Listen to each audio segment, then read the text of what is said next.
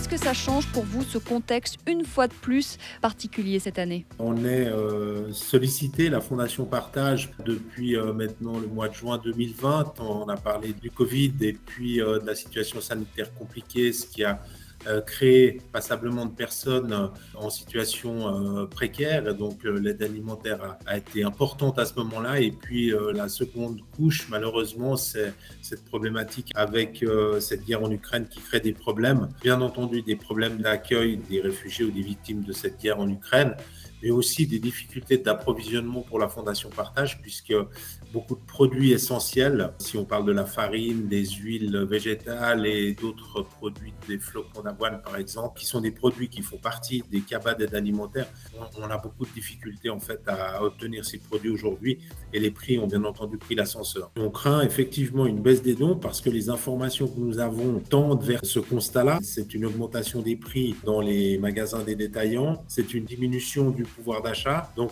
cette conjoncture de ces deux éléments fait qu'effectivement, si on les additionne, il y a de fortes chances que les résultats soient moins bons que les années précédentes. Est-ce que vous avez modifié ce dont vous avez besoin? Alors on a complété en fait avec des produits comme les barres céréales par exemple, avec des produits comme les gourdes de compote de fruits qui sont des produits qui sont faciles à consommer et puis qui ont un bon apport nutritif et de qualité.